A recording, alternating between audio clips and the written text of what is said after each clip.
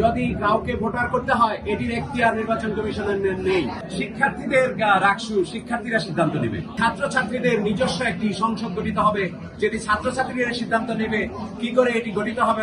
আমি রাকসুর নির্বাচন 2025-এর পক্ষ থেকে ভারপ্রাপ্ত প্রধান নির্বাচন কমিশনার হিসেবে আপনাদের সামনে দুটো কথা বলতে চাই এবং এই সংক্রান্ত বিষয়ে আমাদের নির্বাচন কমিশনে আমরা যে বৈঠকে বসেছিলাম সেই বৈঠকের সিদ্ধান্ত আপনাদেরকে জানানোর জন্য আমরা এখানে উপস্থিত হয়েছি।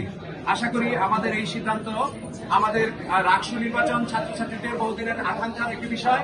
এই আকাঙ্ক্ষার সাথে আমরা রেসপন্ড করে আমরা আজকের ফর্ম বিতরণ যেহেতু কিছুটা সময়ের জন্য বিঘ্নিত হয়েছে, সেই জন্য ফর্ম বিতরণের সর্বশেষ সময় আমরা 5টা থেকে বৃদ্ধি করে 7টা পর্যন্ত ফর্ম বিতরণ অব্যাহত থাকবে। দ্বিতীয় যে বিষয়টি আপনারা জানেন, রাজশাহী বিশ্ববিদ্যালয়ের রাকসু নির্বাচনের কথা ওঠার পর থেকে বিগত 6 মাস যাবৎ বিভিন্ন অংশীজনের সাথে বসে আমরা রাষ্ট্রীয় নির্বাচনের একটি তফসিল ঘোষণা করেছিলাম, যেটি 2025 সনের 28শে জুলাই সকল অংশীজনের অভিপ্রায় অনুযায়ী আমরা এটি প্রকাশ করেছিলাম।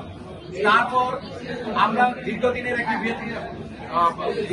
একটি প্র্যাকটিস যেহেতু আমাদের হয়নি, আমরা চাচ্ছি অংশীজনের মধ্যে একটি ইনক্লুসিভ ইলেকশন যেন আমরা করতে পারি। সেই জন্য ইলেকশন কমিশন সবসময় তৎপর থেকেছে সব পক্ষের সাথে কথা বলার এবং সকল মতামত আমরা সানুগ্রহভাবে গ্রহণ করেছি এবং তারই অংশ হিসেবে আজকে যে পরিস্থিতি তৈরি হয়েছে 2024 এবং 2025 সনের শিক্ষার্থীদেরকে ভোটার করা হবে কিনা তাদের বিষয়ে আজকে একটি অনাকাঙ্ক্ষিত পরিস্থিতি তৈরি হয়েছে, যেটি আমরা কখনোই আশা করি না।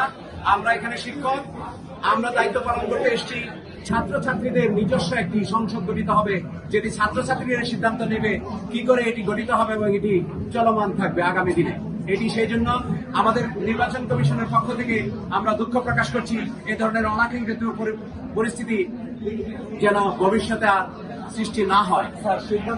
সিদ্ধান্তের বিষয় আমরা আমাদের এই যে আলোচনা 2024-25 শিক্ষার্থীদের আপনারা জানেন যে তফসিল ঘোষণার পর যদি কাউকে ভোটার করতে হয় এটির এখতিয়ার নির্বাচন কমিশনের নেই।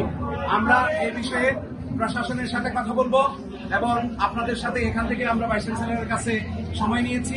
আমরা অনুরোধ করব কোন পন্থায় যদি প্রশাসন আমাদেরকে বলে তাহলে আমরা 2024-25-এর শিক্ষার্থীদের বিষয়টা নিয়ে কথা বলবো এবং সে অনুযায়ী আপনাদেরকে জানাবো।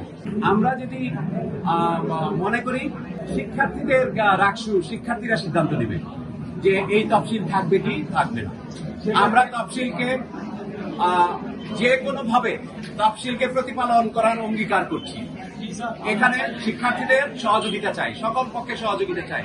সেই জন্য শিক্ষার্থীদের পক্ষ থেকে আমরা সব ধরনের নেগোসিয়েশনে বিশ্বাস করছি এবং আমাদের প্রথম পদক্ষেপ হলো আমরা এই মুহূর্তে ভাইস চ্যান্সেলরের বাসভবনে যাব এবং ভাইস চ্যান্সেলরের সাথে আমরা আমাদের এই পরিস্থিতি আমাদের সিদ্ধান্ত জানাবো এবং সেই সিদ্ধান্তের আলোকেই আমরা পরবর্তী কর্মসূচি ঘোষণা করব।